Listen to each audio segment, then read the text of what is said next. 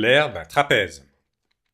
Pour calculer l'aire d'un trapèze, nous allons d'abord utiliser un cas spécial, qui est le trapèze rectangle.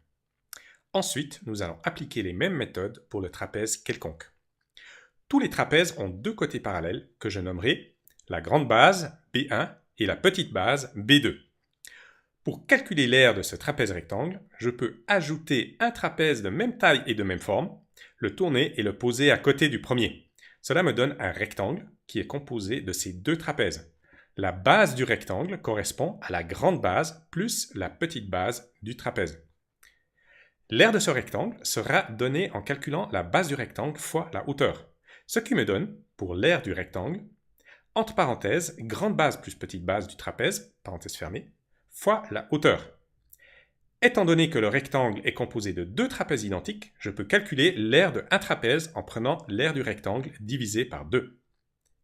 Ce qui me donne, pour l'aire du trapèze rectangle, entre parenthèses grande base plus petite base, parenthèse fermée, fois la hauteur, divisé par 2. Un autre chemin pour trouver la formule de l'aire d'un trapèze rectangle est le suivant.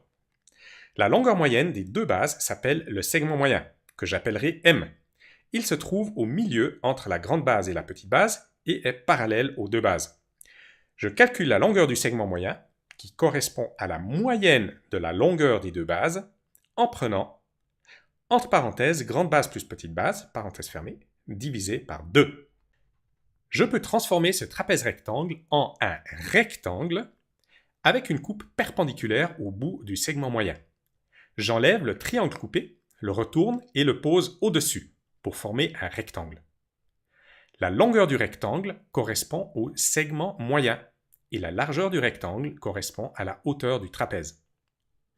J'obtiens donc l'aire du rectangle en calculant le segment moyen fois la hauteur, ce qui correspond à la moyenne des deux bases du trapèze fois la hauteur.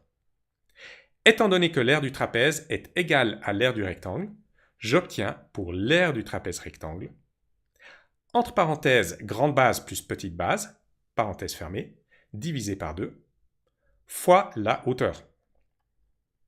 Pour calculer l'aire d'un trapèze quelconque, je peux procéder de la manière suivante. Je peux dédoubler le trapèze, retourner le deuxième et le poser à côté du premier pour former un parallélogramme. La base de ce parallélogramme est égale à la grande base plus la petite base du trapèze. L'aire du parallélogramme correspond à, entre parenthèses, la grande base plus la petite base du trapèze, parenthèse fermée, fois la hauteur. Étant donné que le parallélogramme est composé de deux trapèzes identiques, l'aire de un trapèze correspond à la moitié de l'aire du parallélogramme.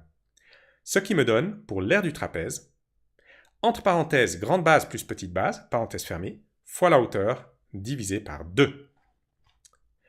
Il y a une deuxième façon de procéder pour calculer l'aire d'un trapèze quelconque, en utilisant le segment moyen du trapèze.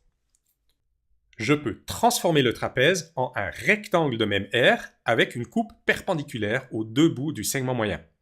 J'enlève des deux côtés les triangles coupés, les retourne et les pose au-dessus pour former un rectangle. La longueur du rectangle correspond au segment moyen et la largeur du rectangle correspond à la hauteur du trapèze. J'obtiens donc l'aire du rectangle en calculant le segment moyen du trapèze fois la hauteur, ce qui correspond à la moyenne des deux bases du trapèze fois la hauteur. Étant donné que l'aire du trapèze est égale à l'aire du rectangle, j'obtiens pour l'aire du trapèze, entre parenthèses, grande base plus petite base, parenthèse fermée divisé par 2, fois la hauteur. Les deux chemins nous amènent au même résultat pour calculer l'aire du trapèze. Entre parenthèses, grande base plus petite base, parenthèse fermée, fois la hauteur divisé par 2, ou, entre parenthèses, grande base plus petite base, parenthèse fermée divisé par 2, fois la hauteur.